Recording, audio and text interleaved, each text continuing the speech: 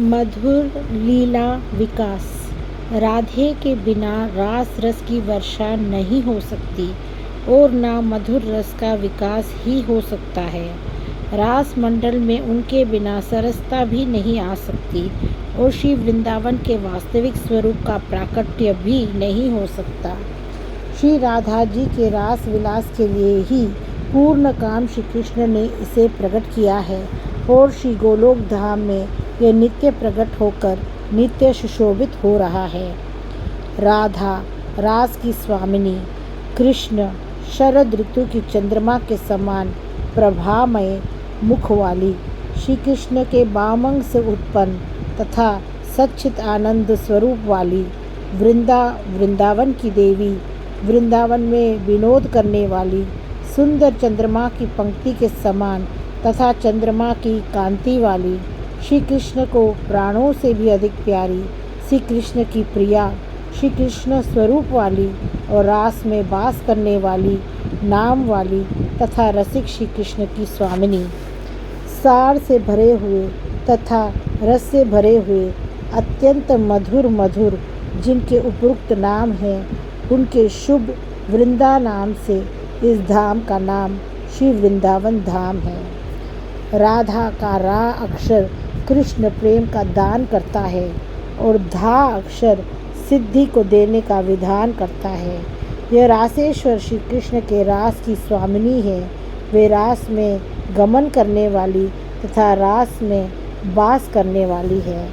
रसिक देवियों की ईश्वरी होने से वे रसिकेश्वरी कही जाती है। वे श्री कृष्ण की प्राणों से भी अधिक प्यारी है। श्री कृष्ण इनकी छवियों पर बलि जाते हैं।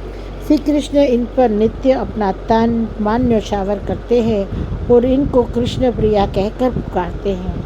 यह श्री कृष्ण की तरह ही ब्रह्म स्वरूप है। वेद इनको कृष्ण के अनुरूप ही मानता है।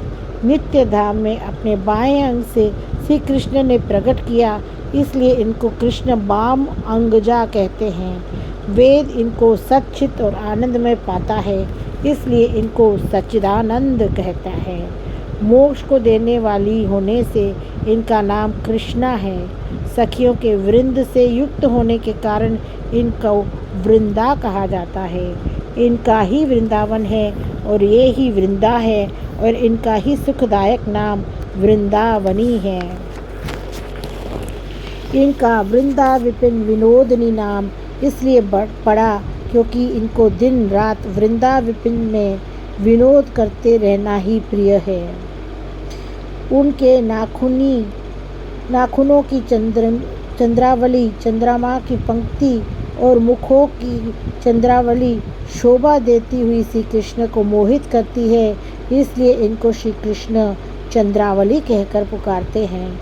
चंद्रमा की कांति रात दिन इनमें सुशोभित होकर हंसती और वास करती है, इसलिए अत्यंत छवि की घर समझकर इनका एक नाम चंद्रकांता है। शरद ऋतु के चंद्रमा की आभा इनके मुख पर सदा छाई रहती है, इसलिए इनको प्रसन्न होकर श्री कृष्ण ने एक नाम शरद चंद्र आभानना दिया है। यह इनके रस में 16 नाम कहे गए हैं, जिनको नारायण ने ब्रह्म को बताया था। ब्रह्मा ने इनको धर्मदेव को बताया और उन्होंने पुष्कर में देवताओं को यह नाम समझाए। इसको पवित्र स्तोत्र और भक्ति को देने वाला बताया गया है। जो स्तोत्र को श्रद्धा से गाते हैं वे जीवन मुक्त होकर परम पद को प्राप्त होते हैं। ऐसी श्री राधा जी के बिना श्री कृष्ण की शोभा नहीं है। उनके होने पर तो वे त्रिभुवन का मन मोहित करने वाले बन जाते हैं। उन्होंने इनको ब्रज में पहले ही भेज दिया और फिर बांडेर वन में उनका दर्शन पाया। फिर प्रत्येक रात्रि में वहाँ मिलकर रस की वर्षा करते रहे, जिसका रसपान करने के लिए रसिकों का मन तरसता रहता है। उन्हें एक क्षण को भी श्री राधा के बिना चैन नहीं है। उनका मन नित्य मिलने के लिए ललचाता रहता है, इसलिए लीला रस का विकास करने के लिए वे उनके प्रेम स्वरूप को प्रकाशित करना चाहते हैं। अस्तु वे स्तोत्र के बोल मन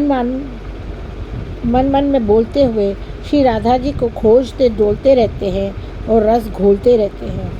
वे उनकी सखियों को रिझाते फिरते हैं और उनके बिना धीरज धारण नहीं करते, और वे उनको खोजने के लिए अनेक प्रकार के वेश बनाकर वृंदावन में घूमते रहते हैं। श्री राधा जी के स्वरूप वाली गोपियाँ भी दिन रात यही चाहती रहती है कि उनकी छवियों का नवीन नवीन दर्शन रस नित्य बरस कर सुख प्रदान करता रहे।